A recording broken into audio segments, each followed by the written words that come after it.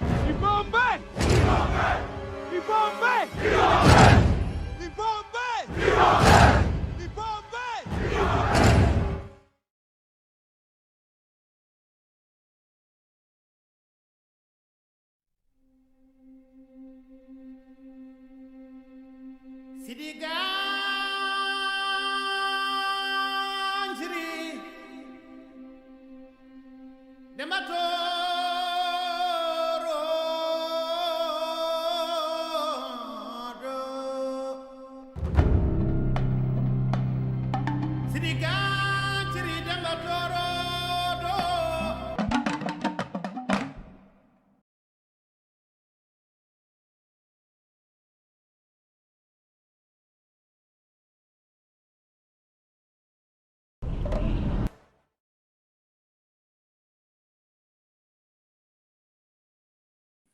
Welcome to the Fantasy GM podcast.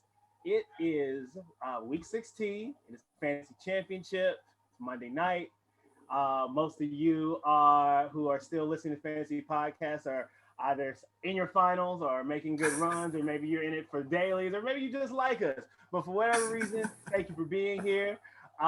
We have a special guest tonight to join us. Grant is not with us tonight. He is doing Christmas things.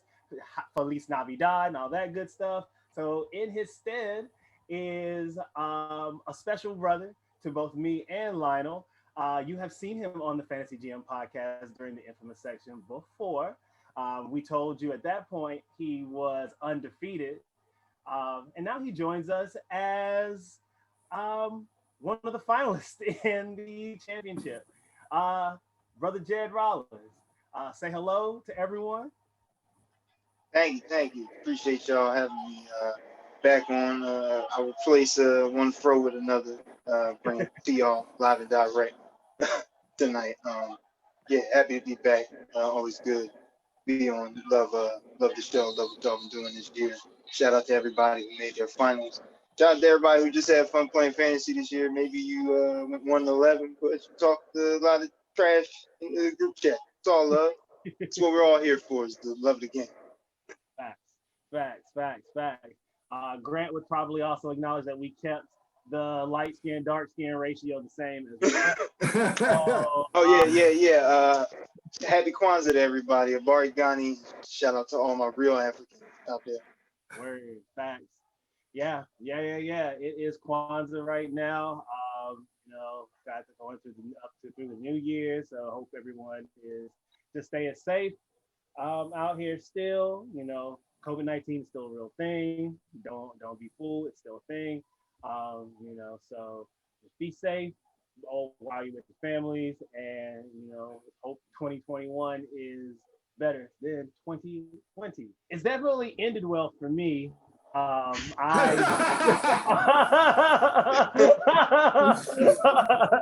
appreciate how you started with Jared is one of the finalists. Like, we don't know the results already.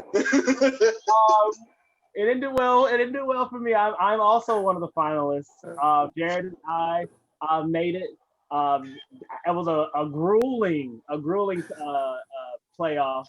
Actually, all of us on the Fantasy GM podcast made the finals. Myself, Grant, Lionel made the finals, and Jared made the playoffs, not the finals. I just made the playoffs. I made the playoffs. Playoffs?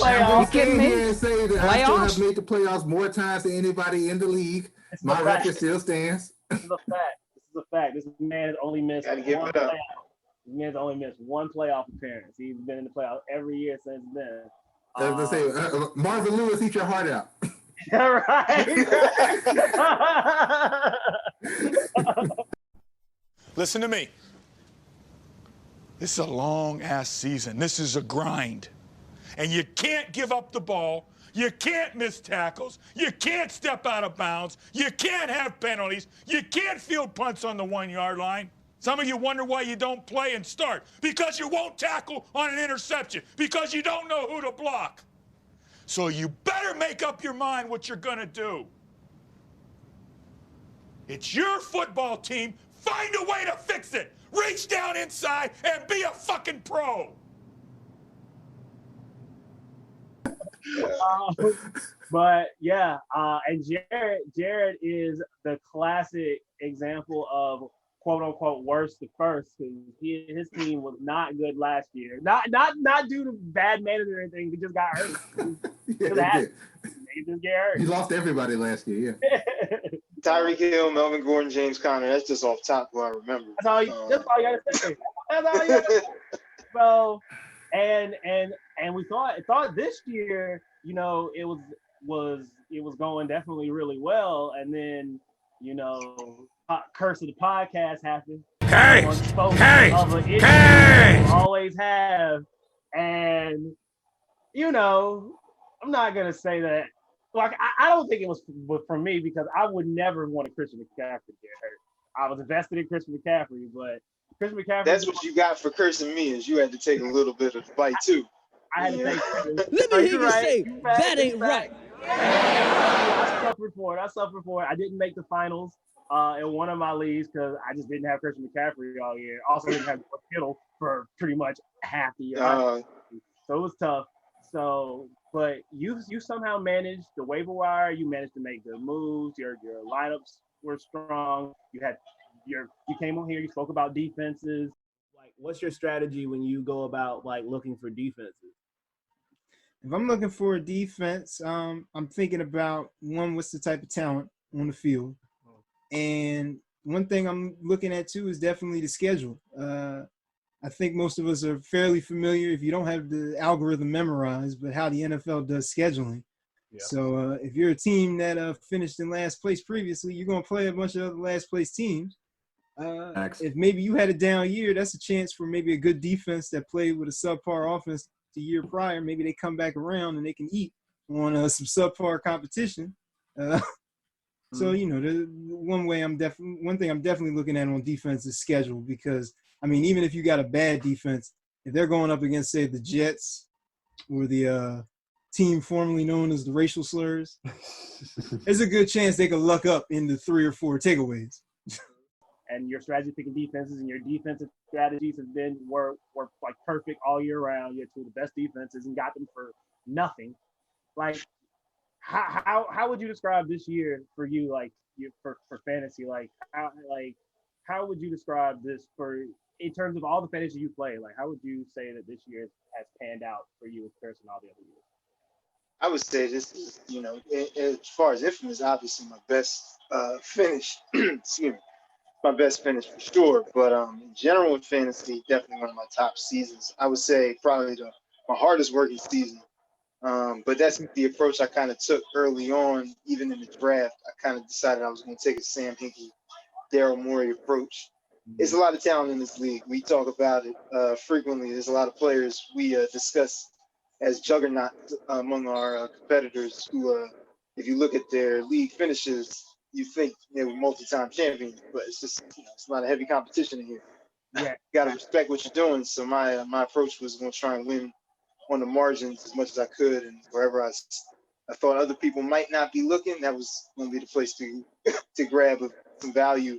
And considering some of the issues I suffered, you know, injuries, whatnot, things out of my control, I hit enough to make it to the finals and give myself a shot at the championship. So, got to say it was a good year playing that game. So yeah, heck yeah, you're one of the highest scoring teams in the league. It's just amazing, just the way you manage Christian McCaffrey. And then, you know, I thought I criticized your trade to Sean. I thought you could have got more for Christian McCaffrey. I was like, ooh, Nyheim Hines. I was like, but Curtis Samuel.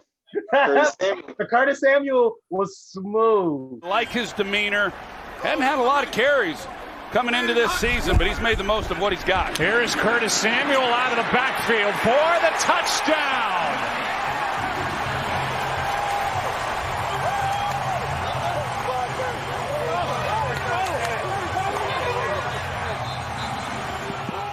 Curtis Samuel was smooth. He turned up soon after that. And then you were able to get Jonathan Taylor from me, and that made it complete. You now had a solid backfield. So Kudos. I can't say much about it. It was a solid fucking season. Lionel, kudos to you too. You making the playoffs in a tight year. You had to make moves this season as well. You made several trades, and all of them seem to pan out. Mike Evans is panned out. Having your handcuff panned out. Travis Fulgham. Sorry, Jared. It seemed like he flamed out a little bit towards the end. But everything can't catch balls if you're not on the field. that is why I traded him, because I was like, nobody hurt no more. Okay, well. But yeah, I was very. I would say that this was not my favorite fantasy team from like a strength standpoint coming out of the draft and how I like felt about it relative to other teams. I definitely had better teams, but I always tell myself, no matter how the draft goes, I think based on how I managed the waiver and how I stay consistently focused throughout 13 weeks, I typically come out, and I think that's really why I come out on top, because I'm like, no, every week usually. This year, obviously, I think everybody had some lapses in focus and concentration when it came to the league, which is where a lot of cream, obviously the champion did not. I would say that for sure. That's not true. I'm sorry. Obviously, the champion expected to be, I should say. Nothing's done, but yeah. I'm gonna say one move that you did that and it's very good that Jared's here. So I just want to put this out there because it's something that we talked about amongst members of the league that I was talking to about in trades individually. Christian McCaffrey, Jared made the insane waiver bid at the time that we thought, but it came out to be the best waiver acquisition all season to get Mike Davis, right, to replace Christian McCaffrey. Christian McCaffrey comes back. Jared immediately drops Mike Davis. And who picks up Mike Davis? Exactly, right? Manny picked up Mike Davis. And then I was talking to Broderick, I know specifically, and it was I didn't even know he dropped him. Honestly. And I figured it out. Manny already had him. And it was oh shit. I love watching waivers because what's as important as who people pick up is who people drop. I like to see who people drop because those are the people I like to see. Because if I don't get anybody on a waiver Wednesday, that means my priority is probably going up, so I can win these. Well, in our league, the priority only becomes when you're tied, when you bid and it's the same bid number. That's how Jared was able to get Johnny Smith over me this week because I bid on Johnny Smith. It didn't matter. All the bids I made this week didn't matter. Le'Veon Bell didn't do anything. So you beat me for Lev Bell, so 4.4 points. I'll trade it to you right now. You can have it. I didn't play Johnny Smith, so didn't make a difference. I will say I did not intend originally to drop Mike Davis. I don't remember who I didn't want to drop at the time that made me end up dropping him. But I had gotten an offer to trade Mike Davis maybe 2 weeks before McCaffrey was supposed to come back. And I was like, nah, what if McCaffrey gets injured? And then the situation came and I was just I'll take that. I'll bite the bullet. And I do have to say this. I bet on the Panthers still went and got Curtis Samuel. Yeah. Every week but one after I acquired him, he outscored Mike Davis. So I'm not mad that I didn't go back on him. That is true. That is true. Mike Davis did not. He kind of ran out of gas towards the middle of the season, but because Panthers didn't have a bye till week 13. So, but once he got back from bye, he was still more consistent than James Conner. So I'll give him that. But he was good for what I needed him to be because when you see my roster, my team, I was very happy with my keepers. I thought going into the year, I thought my keepers were some of the strongest keepers in the league, like Lamar Jackson and Derrick Henry. I'll start a team with those two guys any day. But then Lamar started playing I don't know. He wasn't Lamar Jackson. I don't know who was on the field. I don't know was that LeVar Ball or who the hell was back there, but it was not Lamar. It wasn't Lamar. And my team was scoring significantly less. Now, part of that is also due to the fact that I had Christian McCaffrey last year. I didn't have him this year, but Christian McCaffrey wasn't even playing this year. So my team struggled a little bit at the beginning, but I noticed that I was losing by like small mark. Broderick blew me out and JT blew me out. That's it. Right, yeah. Like David beat me by fractional points. Sean beat me by fractional points. Chris beat me by 7 on a Patrick Mahomes having to literally have the hand of God to come back on that and make a 40-point deficit. And that was basically it. So I knew all my losses were close. So I knew my record could have been better than what it was, but I don't know. I didn't have like as much faith in this team as I had in my last year's team. Is this your game? Huh? Is this your game? But I don't know. I made some trades. That's all right. Yeah, that's why I was like, just to like, finish answering your question. Like, I had to make the moves. Like you said, getting Mike Evans was crucial because like Mike Evans was better in the second half of the season than he was in the first. Tampa Bay figured at least out how to use him. I'm so glad he threw that tantrum on the sideline because it helped me. Oh my God. Tom Brady's like, okay, I'll feed you. Yes. Yeah, and like no, I'm not Wes Welker. Give me the ball. Tom, you ain't never had this many black receivers, boy. I tell you this, you got so much talent out here. Use these boys. They're so I don't they sneaky good. Yeah, and I think where I ended up is a bigger statement to the trades I didn't make as opposed to the trades I did make. I think I made moves to get me like to where I was because I would say my team, Sean's team, shout out to him for coming back from where he was in the beginning of the season because like he came back and like first year back in the league after years and years, like so respect to Sean's team and then also respect to Broderick's team. Yeah, Broderick's team also, again, I would say all three of our teams were about like equally good when it all shook out. I just had the luck of like having that one extra win over there. I think I had 2 extra wins over them, but yeah, I was in, it'd be like it is. Yeah, and you had Dalvin Cook, you had Deshaun Watson, Mike. You had I had a quarterback and a running back. There were 2 things I wanted in the draft that I made sure I got. I got a quarterback and I had a running back, and those 2 panned out. Everything else was keepers and figuring other. Like I dropped one of my keepers in week 2, I think, and I was like, "What is it?" Yeah, and then I got Myles Gaskin, who was a way better running back to have for most of the season, COVID, notwithstanding. At the end of the season, but it was I think my team was pretty. I only had 2 studs, I would say, Colin Watson the stud and Dalvin the stud. But outside of that, I just had B-level players, who like 1 week you might get them, 1 week you might not, and then at the flex, what we gonna do? What we gonna do every week?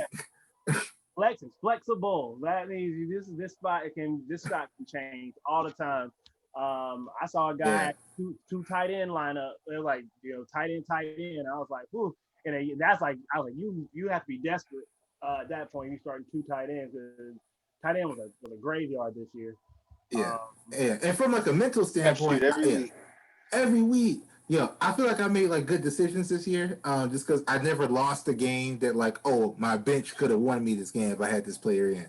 I definitely had weeks where my bench, like I should have put somebody in from the bench, but it wouldn't have mattered. And just like that mentally, that helps you, right? When it's like, all right, at least this bad decision I made didn't hurt me in like the overall scheme. I never had a chance like to begin with.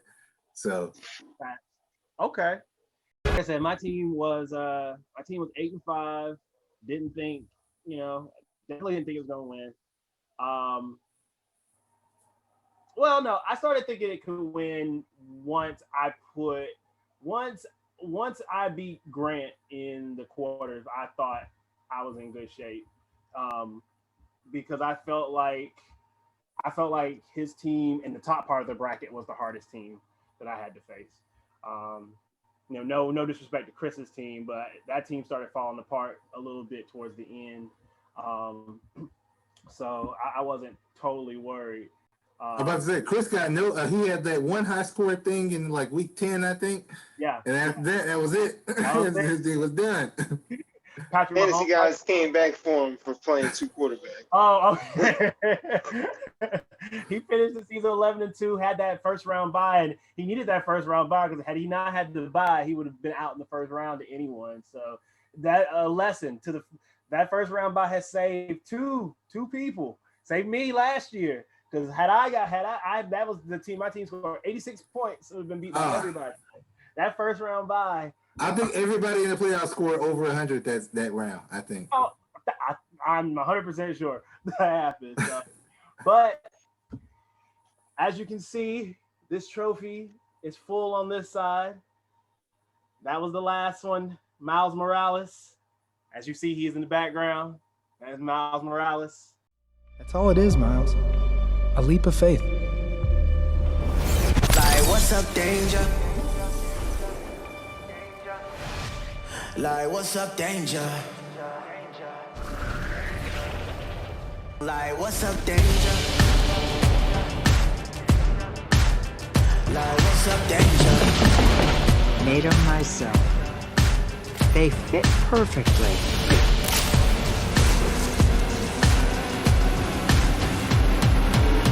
Can't stop me now. Travel 200 miles, I'm knocking at your door. And I don't really care if you ain't your ball. Come on, what's up, danger? Don't be a stranger. I'm right here at your door. I won't leave. I want more. What's up, danger? Yeah, what's up, danger? Cause I like high chances that I might lose. I like it all on the edge just like you. And I like tall buildings, sparkly off of them. I go hard with it no matter how dark. Come on, what's up, danger?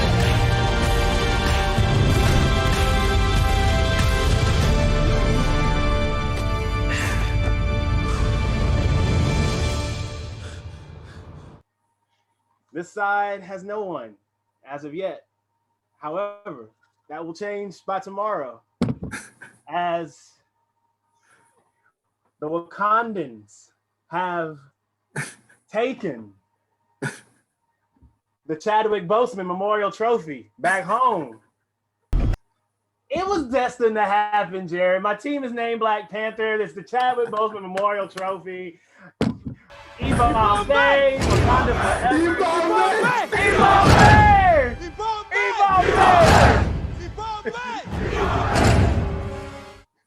The ancestors were always with me, Jared. I'm sorry, they were with me. However, we take us to the ancestral plane.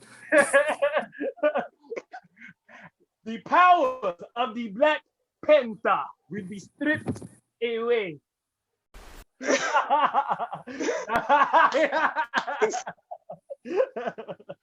Well,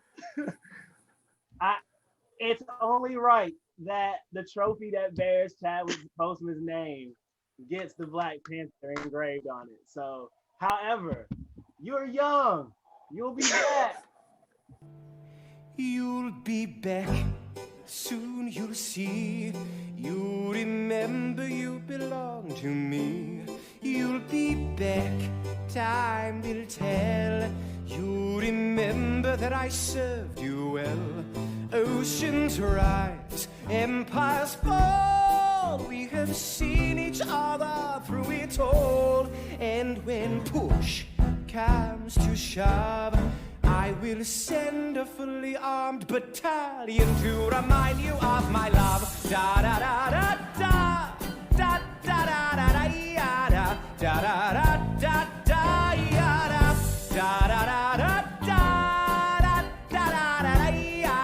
da da da. Nah, man, I just look young. You're young. It's gonna be back. Look, Jared, all I do is I run 6 plays, split veers like Novocaine. Give it time, it always works. Split veers like Novocaine.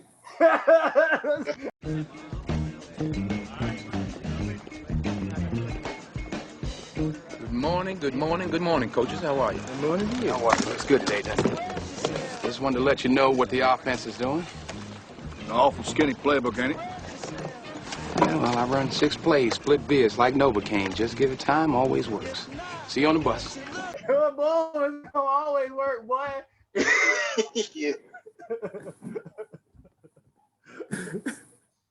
Listen, nah, you brought it up earlier. You came into the season with Lamar Jackson and Derrick Henry.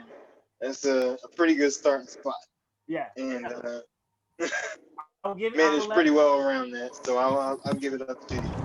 I'll give it up. My nigga. Bro, and you probably was the best manager this year, easily, to manage. You lost your first round pick, like effectively for the season, and you made the finals. You took home money. I've never seen that happen actually before. For real. I was going I think people have lost like a Christian McCaffrey level player, and they don't hit the playoffs. It's typically that happens. No, most people will get relegated if some shit like that happens to them. I mean, it happened to me last year with Tyreek Hill. I couldn't let it happen again. But you managed the hell out. Folks had their jokes, they had their little memes, their little animations with their African dancers at the funerals and whatnot. All their stats about how many points they were scoring in the weeks they weren't playing my team. Shots at APOC. Playing quarterbacks at tight end, cute stuff like that. But end of the day, made it to the end, made it as far as we could. Ran out of gas, but hey, got to the Nuggets, Hell yeah. It might be a pandemic for some, but it's a pandemic for a couple. Hey, you didn't get the championship, but hey, you got Jalen Hurts though. That's what. Yo, oh listen, my God, you stole it. that's a real win. You stole it. Right. That's a real win. Quick question before we turn to our game. How you feel about Jalen Hurts, newest member of the Night's Watch? I'm gonna comment. Jared, you go first, but as you know, that's my quarterback from Alabama. I'm gonna have to comment afterwards. Sorry, Lionel. Jared, you go first though. That's your quarterback now. Yes. No. I was happy with the draft selection. I've been communicating with Lionel about that since. I was not expecting him to be able to secure the job essentially this year, but I've been very happy with how he's played. I was highly impressed. I'm not going to let Dallas game worry me.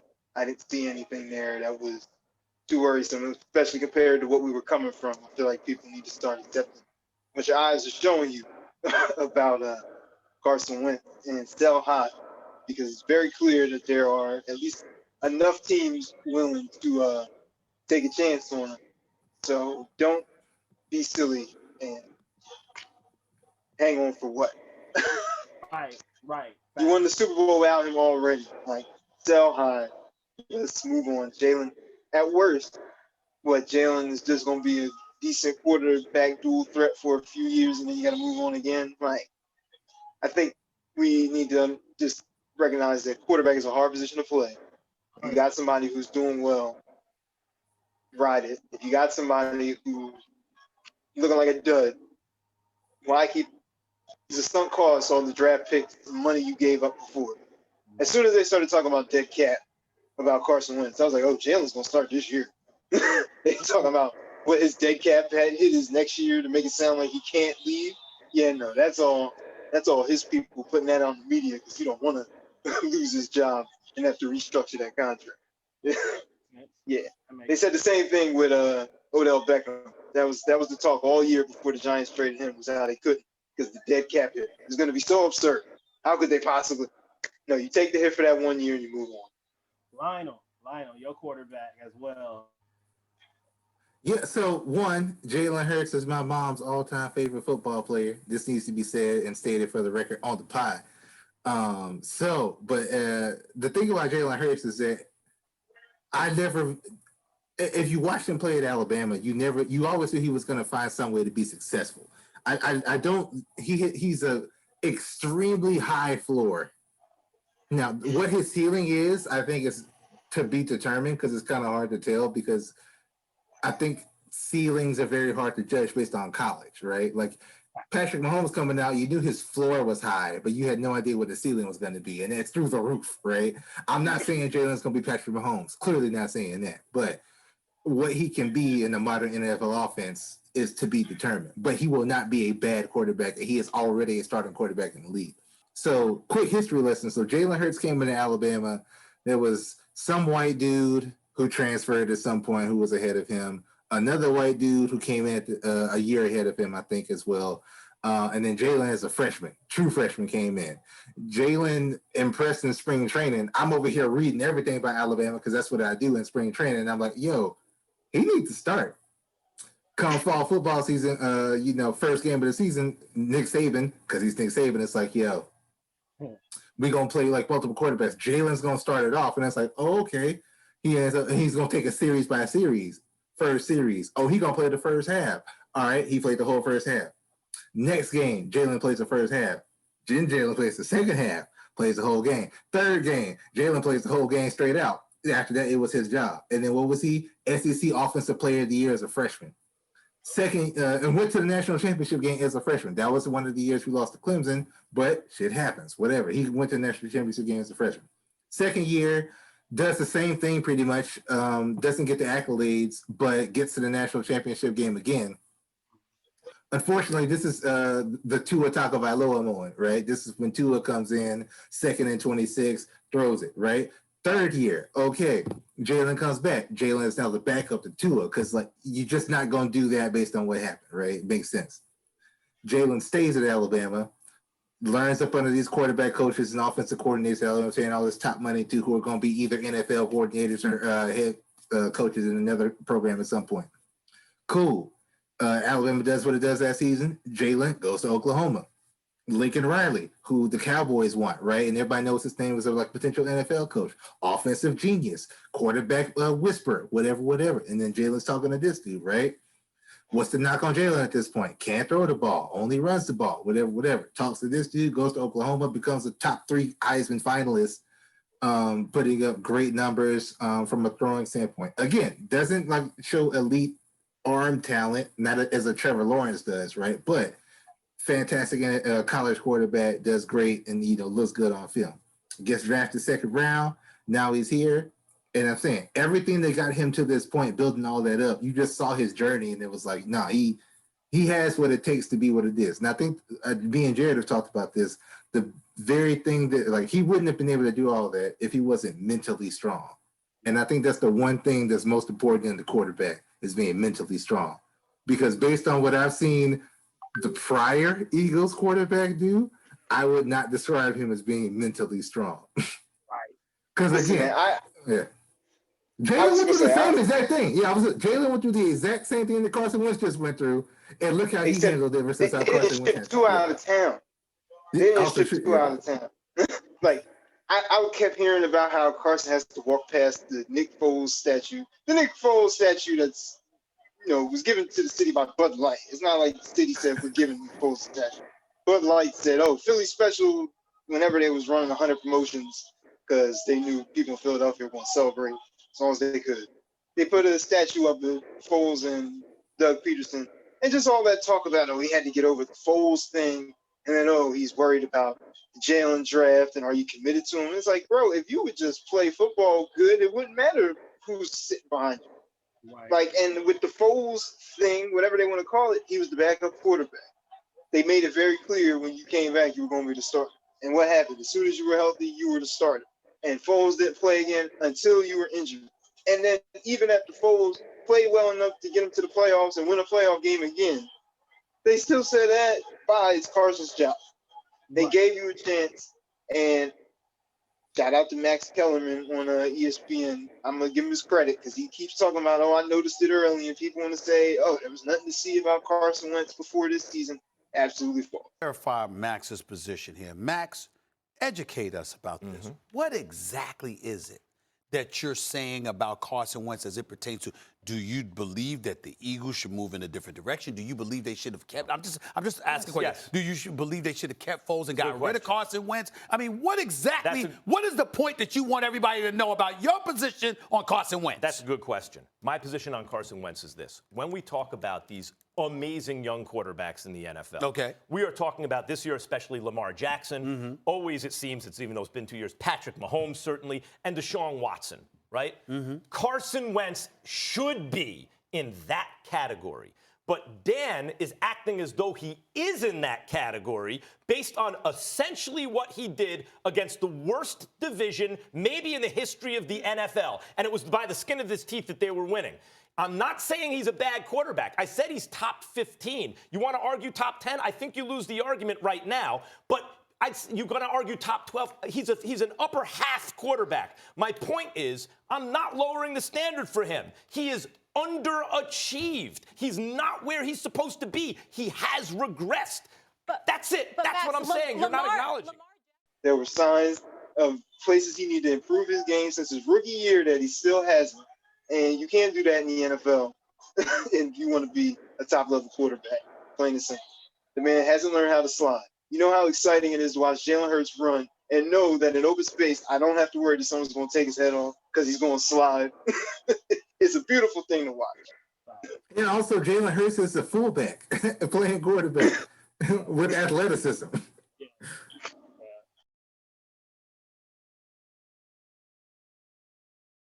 Before we, I guess, depart, any final thoughts on this year and any sort of premonitions or feelings about next year's expansion? Well, I'll just start and just say that as the co-commissioner of the league and someone who's been in it every season, respecting Jared also, who has been in it every season, but one, Black Lives Matter. Shout out to Colin Kaepernick doing his thing. But I think that this was by far the best season of the league, easily. I think that this was number one, hands down. Not only in terms of just the final, the competition, in terms of how close the waivers were. Again, there were 3 teams that missed the playoffs that were right there, right? I think Benny ended up with the same record as Benny was 1 game ahead of Brian and Broderick and Sean. And I think Archie was 1 game behind them, and then it fell off a little after that. But it was close. Yeah, super competitive. There was a lot of activity, I want to say. I don't think this is number 1 in trades, I want to say, as far as league history. There were trades everywhere. I made what, 4 trades, I want to say, this year, when the most I'd ever done, I think, was 2. Maybe I made 5. Did I make 5? I don't know. But I made a lot of trades. Trades were popping up almost every day, Monday through Friday. You were picking up your phone and being like, "Oh wait, what? Oh, word? That's what's happening." I made 4 trades this year. I made 1 with Jared, one with Jared, one with Jared, 2 with Chris, 1 with JT, and 1 with Brian. I made 5 trades this year. I made 2 trades in 3 days. So right. No, the trade. This was. Lionel, I think I agree with you 100%. This has been the most active year of the league, one of the most fun years of the league for sure. We had 14 teams, so it was a full year. Everybody played each other once. Super competitive. A lot of jawing. I was super happy with how the league turned out this year. Yeah, so, and also. It was just the weirdest season of fantasy football ever, right? With coronavirus and it two things. So one, from a league executive standpoint to the commissioner / champion, it required just a lot of communication. There was a lot of times we were just talking about yo, what's going on this week? We don't know what's happening this week, with the games being canceled and moved and people trying to I knew some leagues were allowing substitutions and stuff, and at first, I wasn't going to allow that. Then I was like, I want to allow it when stuff started getting bad. But I was like, fuck it. Everybody just start your lineup, start the guys, start who healthy. Take your risks, take your chances. we're all taking risk out here. My whole team got wiped out. I had to beat Tory with scraps in a fucking cave. So like Tony Stark built the suit with a bunch of scraps in a fucking cave. No, we've been working our best to do it. Absolutely. I'm gonna have to call you back. Mr. Stain, sir, we've explored what you've asked us, and it seems as though there's a little hiccup, actually. Hiccup? Yes, to power the suit. So the technology actually doesn't exist. So wait, the technology. William, here is the technology. I've asked you to simply make it smaller. Okay, sir, that's what we're trying to do, but honestly, it's impossible. Tony Stark was able to build this in a cave with a box of scraps. Well, I'm sorry. I'm not Tony Stark. That man went on to become Thanos. So, but I had to pick up scraps. You do what you have to do. You got IR spots for a reason. You do what you got to do, and and this is let the chips play follow they may. So yeah, I think it was the most fun year of the league. It was the hardest year of the league. I'm always gonna remember this year. And yeah, with the expansion coming, it's gonna get even more crazy because the league is gonna change. Like after next year, the league is promised to be different, as like at least four teams are gonna enter into the league. And so I love everybody who plays in this league. So and before I was gonna say before I kick it over to Jared, I was just gonna say that I like to draw like the the NBA parallel in terms of like LeBron James winning his championship, right? Like, this was a harder championship just in terms of like playing fantasy, I would say, than like, any regular season, Yeah, I agree. I'm with you. 1,000%, bro. 1,000%. Like it's, because you had to deal with a new unknown. It wasn't like, oh, your player is like, oh, dude got hurt. Okay, yeah, you expect that. But oh, this dude's not even hurt. He just came in contact with somebody who have a virus, and now the whole team can't play. They shut the studio down. Y'all not working like a team. I got to shut the studio down, yo. All right, the only way I open the studio up now, y'all got to walk uptown to the Bronx and get breast milk from a Cambodian immigrant. I only drink the finest breast milks. Go out there and milk in Cambodia.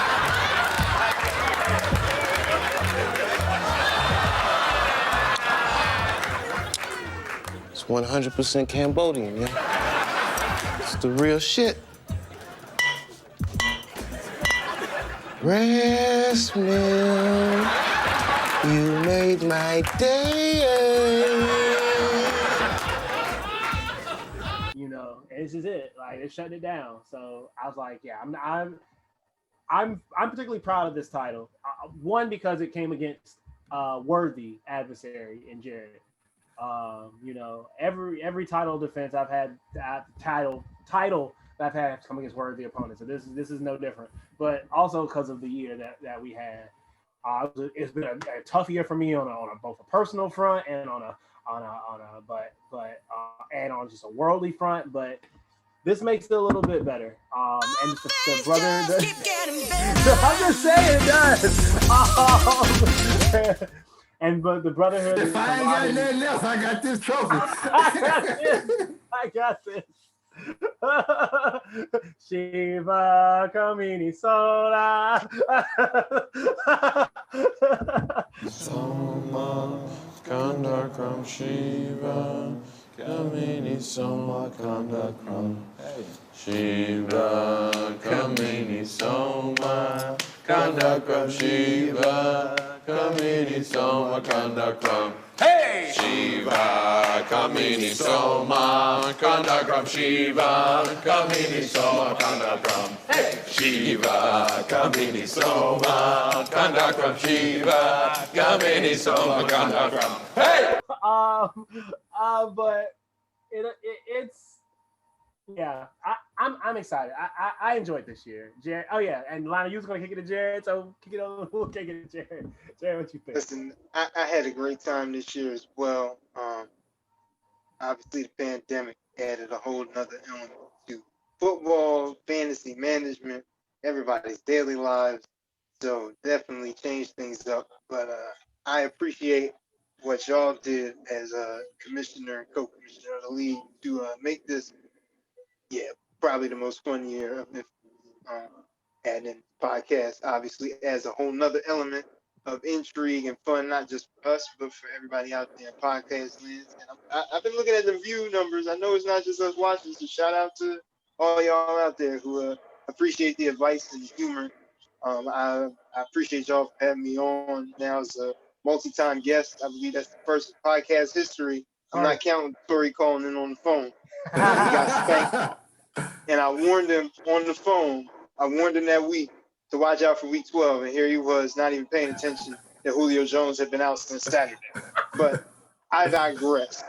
I'm just saying, this is the year, as y'all said, you had to pay extra attention if you were going to make things work. So shout out to everybody who's in there making it shake and making it work. Shout out to everybody who's trying to make it work, and luck wasn't on your side this year. Come right back at it, because that's how fantasy football works. You gonna be all right, Broderick? Some years you might go 1-11. Some years you might come back and get yourself a couple ducks. That's true. That's true. Have fun, folks. That's true. Fact.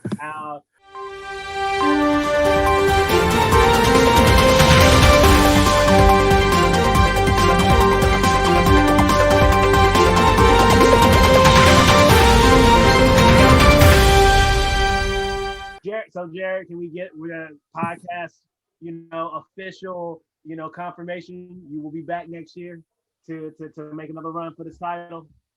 Oh, I'm not going nowhere. Listen, I took my little hiatus, and clearly when I jokingly thought I was getting out of coming back, it was meant to be. And now, I can't make a run and get this close and then just bow out. Not at all. Absolutely. Not at all, bro. You gotta come back. Gotta do it. You'll definitely see me back. Not just in the infamous league, but I might make my way to the airwaves, even if I gotta come gorilla style. If y'all try to ban me. I love all my niggas. Them niggas gorillas. They hit us, they drill us. So if there's a problem, I don't gotta pop them. My niggas, they got them. I love all my niggas. Them niggas gorillas. They hit us, they drill us. I got one from Compton. So if there's a problem, he run up like, nigga, what's poppin'? I love all my niggas. The shenanigans that we had this season, who knows what you'll try next year. We not bad at you. You can come on anytime, bro. You come on anytime. This has been fun. This is like a great year. Just wanted to say thank you guys, Lionel, for being a great co-commissioner, great co-host, Jared for being a great league member, great. You're a Hall of Famer in my book. So you're a Hall of Famer in my book.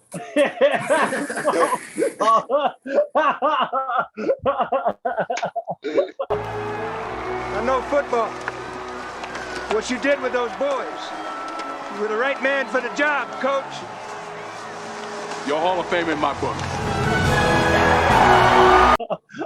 No, nowhere close to the same as a championship.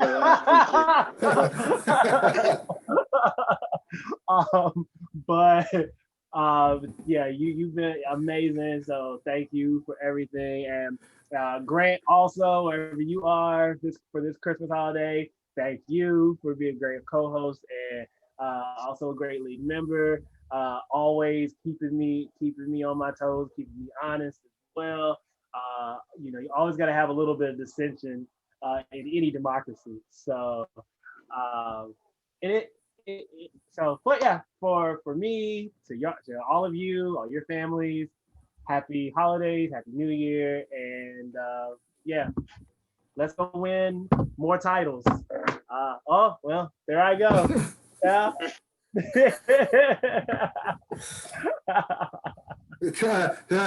Hazard being caused by the trophy. It's big and it weighs a lot. This is real. This is real. This is not fake. It's real. It's real. It's real. You know, this is where the money resides. Okay. Where the money resides. Where the money resides.